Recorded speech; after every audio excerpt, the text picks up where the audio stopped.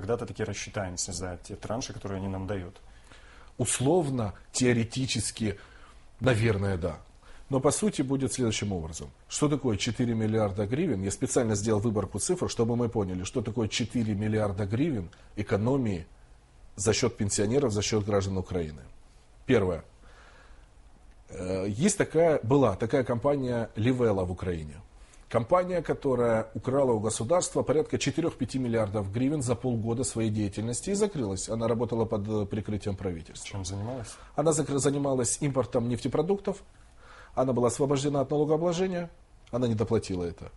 Она открылась, завезла, не заплатила 4-5 миллиардов гривен, о которых я говорил, которые власть хочет компенсировать за счет людей за 2 года. За полгода они заработали эти деньги, закрылись и все. Ответственных нет, крайних нет. Это по поводу, как власть думает о людях, и по поводу того, что я сказал, что этот закон он абсолютно не направлен в пользу людей. Следующее. На данный момент сейчас в Украине порядка 2 миллионов безработных людей. Что власть делает? Она поднимает пенсионный возраст. То есть женщины, они должны оставаться, да, поднятие будет осуществляться на протяжении 10 лет, по полгода каждый год, по 6 месяцев каждый год. Не уходят уже люди, которые подходят к пенсионному возрасту, они не уходят с работы. Студенты, выпускники, они не могут зайти, да, на эту работу. То есть, и у нас получается, мы просто увеличиваем безработицу тем самым. Про экономию я уже сказал. Следующее. Власть увеличила содержание на себя. Это президент, Верховная Рада, СБУ, прокуратура на 5 миллиардов гривен в 2011 году. То есть мы за 2 года, я еще раз возвращаю, экономим на людях 4 миллиарда и на себя увеличиваем 5 миллиардов. Я не думаю, что власть в прошлом году жила хуже, но нужно увеличить. Поэтому сейчас мы имеем следующий момент. Этот закон, он абсолютно неприемлемым. И я говорю доводы, почему. Он неприемлем, потому что он абсолютно не направлен на то, чтобы что-то действительно сделать более-менее сносной жизнь пенсионерам нашим. И реальной экономии как таковой нет.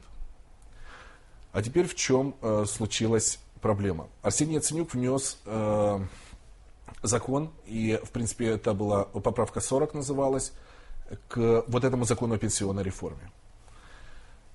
Что он предложил? Он сказал, я предлагаю, первое, не повышать пенсионный возраст, этого не нужно делать. Второе, поднять пенсии в среднем на 300, там порядка 300-330 гривен каждому пенсионеру. Самое интересное, в первой поправке, в первом чтении эта поправка прошла. Во второй они дочитались. Они, я имею в виду партию регионов, я имею в виду власть. И, конечно же, ее отменили. То есть они не включили эту поправку 6 сентября, когда голосовался во втором чтении закон. Но наша партия, мы не голословны. Мы не просто говорим, давайте поднимем. Есть четкие предложения. Во-первых, почему? Первое. Вот почему? Совершенно логично. Они не приняли эту поправку, учитывая, что вы предлагаете повысить пенсии, тогда как государству нужно наоборот экономить, опять-таки для того, чтобы отдавать деньги Международному валютному фонду. Какая же тут экономия? Плюс 300 каждому пенсионеру. Это миллиарды гривен. Я рассказываю. Что сказал Арсений Яценюк? Первое. Он говорит, давайте считать сейчас пенсии, учитывать при расчете пенсии среднюю заработную плату не 2006-2008 года, а среднюю заработную плату 2009 года. То есть, я специально сделал выборку цифр. И мы будем исходить не из 928 гривен, это была средняя заработная плата на тот период, а из 1650 гривен. Мы привязываем, мы делаем все прозрачным. Не просто на 300, почему на 300, а не на 400. Мы делаем привязку. И почему я сказал, что в среднем получается 300-334 гривны прибавка каждому пенсионеру. С учетом пенсии сегодняшней, это приличная надбавка. Теперь вопрос, где взять деньги? На это нужно 35 миллиардов гривен. Арсений Яценюк четко объяснил по пунктам, где можно взять эти деньги. Первое. Нужно сократить необоснованное увеличение расходов на власть, о которой я говорил. Это 5 миллиардов гривен. Я очень сомневаюсь, что власть жила хуже, что прокуратуре было хуже, или милиции и всем остальным ведомствам в прошлом году. потому что неплохо жили, им нужно действительно что-то поднимать, какую-то расходную часть. Вы знаете, что на 72% поднялись расходы на прокуратуру только в этом году. 5 миллиардов эти нужно вывести как раз вот в этот фонд поднятия пенсии. Следующее. Сократить необоснованное увеличение расходов, извините, это я сказал, прекратить списывание государственных средств под удорожание объектов Евро-2012. В 2011 году было заложено 60 миллиардов гривен на Евро-2012, на объекты, на инфраструктуру. По нашим подсчетам, минимум 15 миллиардов, конечно больше, но в данном случае обоснованно, и Арсений Яценюк обосновывает, 15 миллиардов можно смело оттуда взять и в этот фонд переложить. Только обойдя коррупционные схемы, вы помните, случился очень интересный вопрос. Начали строить инфраструктуру, стадионы для Евро-2012. С приходом новой власти ни с того ни с сего стоимость этих объектов начала повышаться. Были подписаны контракты, было четко сделан план строительства, план инфраструктуры. Каким образом пойдет увеличение? Тем более здесь идет отношение коммерческих организаций к власти. 15 миллиардов можно отсюда будет извлечь и сюда эти деньги внести. Следующая компания Livelo, о которой я говорил. Это одна компания, только которая на слуху. Но даже беря только одну эту компанию, мы говорим о 5 миллиардах гривен.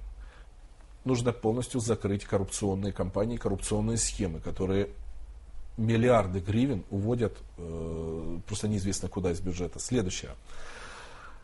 Нужно продать государственные дачи резиденции по их рыночной стоимости, продавать, а не по заниженной стоимости. И также договор об аренде государственной земли и имущества, делать реальные суммы, там, реальные цифры пересчитать. И это ни много ни мало 10 миллиардов гривен. Последнее, мы считаем, что нужно упразднить льготы для депутатов, высших чиновников. Это еще получается 1 миллиард гривен. В общей сложности 36. Вроде бы выходит. Смотрите, если учесть, что льготы депутатам это 1 миллиард, плюс еще 5 миллиардов за счет сокращения расходов на власть, вот это 6 миллиардов. Теперь вторая часть. Смотрите, вы говорите евро 15 миллиардов, компания Livelo и другие коррупционеры, и дачи, да, президентские в том числе. Все это продать, все это сократить, получится, вот пускай даже там 20-30, сколько получится там миллиардов. 36. Вот, это получится единоразовое.